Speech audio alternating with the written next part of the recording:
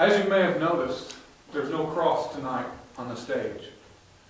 Because tonight, for the disciples, it was the furthest thing from their mind when Jesus appeared.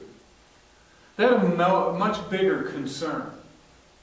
And their concern was that the same Jesus that they had seen arrested, they'd seen him tortured, executed, he was dead, but he's back. And that same Jesus that they had said that they were going to stay with and stick to the end, but yet when it came time, they ran to save themselves. He's back. And he's in the room with them. Imagine if you were there with the disciples as you huddled low, keeping a low profile, so that the same people who beat, murdered, killed Jesus didn't do the same to you. And then out of nowhere, Jesus. Not dead, but alive. And he pulls up a chair, and he sits down, and he talks to you, and he asks, why? Why did you doubt? After all that you've seen, after all that you've been through, after all that I've taught you, why did you doubt? And for the disciples, it was the exact right question. Because it allowed them to connect once again, to heal, and to become one. So for the next few moments, I'm going to ask that we shrink the room a little bit. Actually, not a little bit, but quite a bit, a lot. For the next few moments, I want you to picture that it's just you in this room. Just you and Jesus. That Jesus that you've heard about, that we've talked about, that we've sung about, that Jesus. Let's say that He shows up. And He comes in and He grabs a chair. Right here. And He says, listen, I've got something to say to you. And with your eyes still locked on each other, He leans in and He says, what does He say to you? What does Jesus say to you? Not to everyone, but to you specifically. So, look at the chair. And imagine that Jesus is sitting in it. Jesus has come to be with you. And He's come to talk to you. And in the silence of the room, with your eyes locked and looking at the chair, what might Jesus say to you?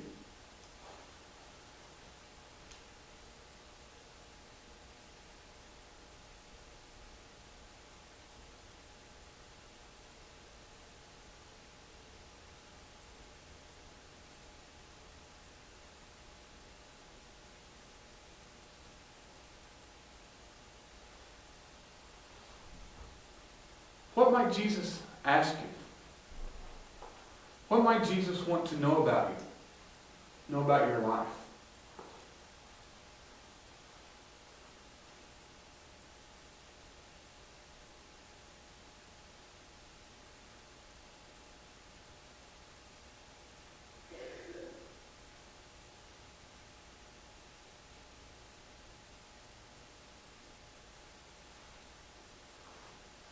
What might you and Jesus laugh about together?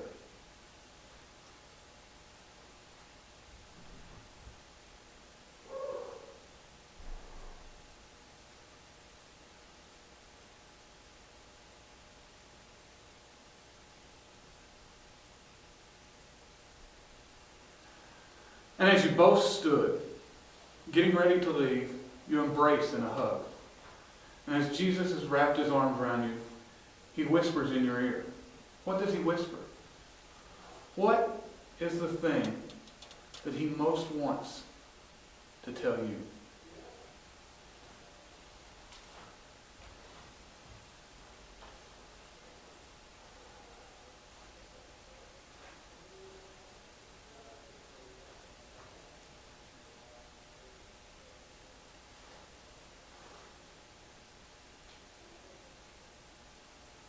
if you would, turn to someone seated around you. Someone that you can share with, and if you would, if you feel comfortable, share with your experience, your encounter with Jesus. How did it make you feel? What did Jesus say to you? And if anything, what did you hear?